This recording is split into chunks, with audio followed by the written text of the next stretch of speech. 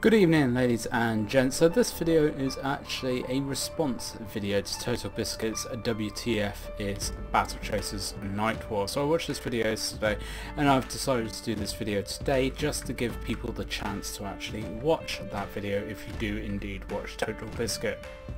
Now, TotalBiscuit is usually a guy that spends a lot of time researching, actually playing the games, actually going through and getting all the best bits, the worst bits, and then kind of creating lists and everything, and then actually telling you whether a game is worth getting or not. His usual WTF lists are pretty good, however I feel in the last couple of months they seem to be lacking a little bit, and what's really not annoyed me but kind of bugged me is his Battle Chasers one, because he has not given the game a fair enough chance or a fair enough looking over as really he should have done. So Battle Chasers, in TotalBiscuit's own words, is a JRPG. It's not a JRPG. First off, it is inspired by JRPGs. However, I can see that that is a valid point. I'm not having a dig or anything about that at all, because yes, it is very heavily inspired by JRPGs. So TotalBiscuit had only gotten about 6 to 7 hours into the game. He had only got to the second dungeon as well, which he actually said took him 90 minutes to complete. I have no idea how on earth it's taken him an hour and a half to complete that dungeon, let alone any of the other dungeons. So it's just one of my first gripes really with the entire video, is he really does go to say how the artwork and the style and all the characters, well, the characters that he's unlocked, that's another point I want to raise in a minute, all the characters that he's unlocked are really good, and especially the graphics and everything. He really does try to sell those, which I think is one of the game's top selling points, is the graphics. Now he does say this overworld kind of feels out of place compared to the rest of the graphics in game. I don't agree with that at all. I think this has literally been done as best as it can be. It's still stylish, it's still arty, and it does fit in with the game completely, so I'm not sure where that has come from at all.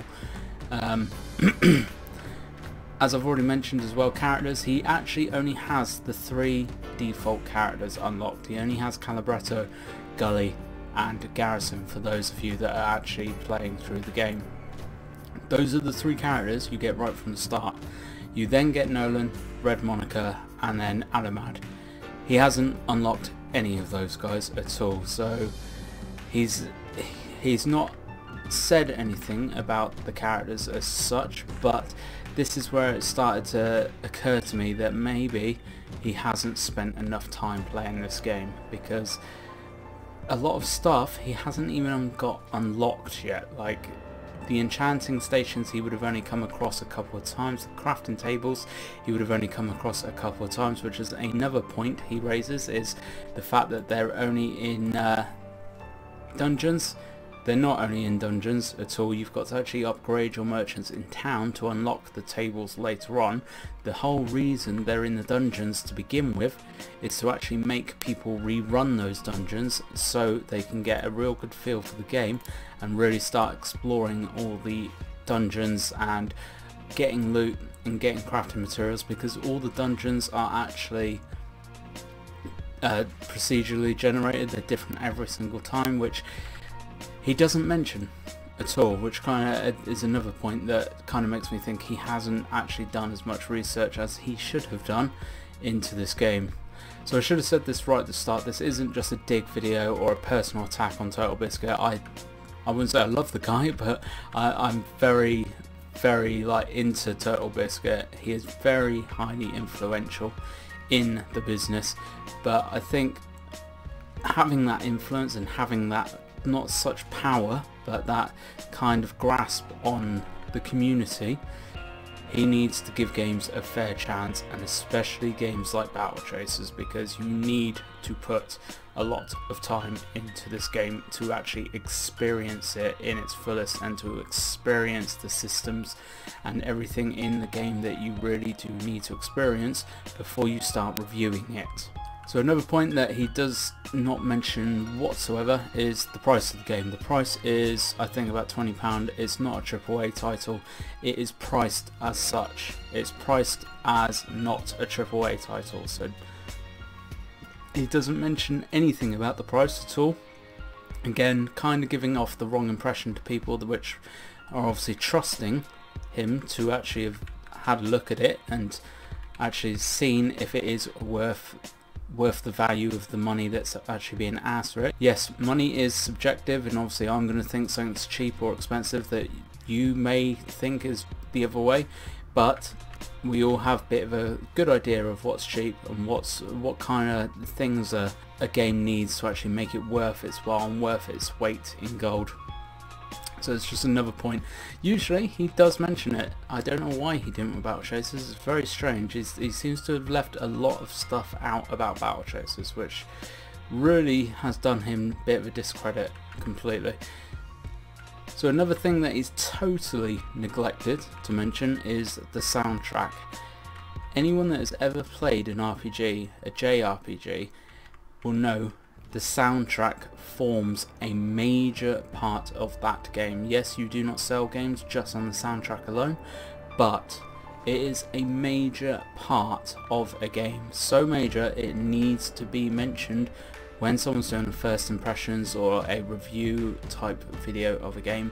It is something that needs to be mentioned because it is just a massive part of the game. A massive part. The soundtrack for Battle Chasers is one of the best soundtracks of a game I have heard in probably 10-15 years. That's how good this soundtrack is for Battle Chasers.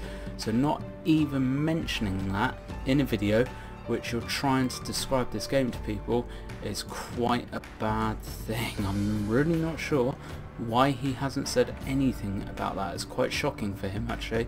His WTF moments seem to, his WTF video, sorry, seem to be lacking in quality a little bit, the last couple I've seen, which is a real shame because they used to be fantastically independent, and you know TotalBiscuit was telling you the whole truth and he would include everything. Just does not seem to be the case for this at all. One point that he kept going on about through the entirety of the video, bear in mind the video is 20 minutes long, and he must have mentioned it at least every minute, was the overworld battles and apparently how there were too many of them. Because he didn't get to not even a quarter of the way through the game, those, yes, it may seem there is a lot of overworld battles, however when you get to later parts of the game they are a necessity, which is why I am running through them now on this video, because I need them to level up. I need to level up my characters because the dungeons I'm going into now are whooping my ass because I have not leveled up, because I have not felt the need to so far, because I've managed to get through all the dungeons. I've just hit a fairly difficulty spike because at this point of the game I should now know all of the systems inside out of this game, so who does what, all the stuns, everything. Another thing that TotalBiscuit does not mention about it was really shocking, actually. It's really shocking. He was just more trying to push the point across that apparently there are just too many overworld battles. It wasn't right until about the 17-minute mark that he then mentions that, oh, the lower level battles you can actually skip.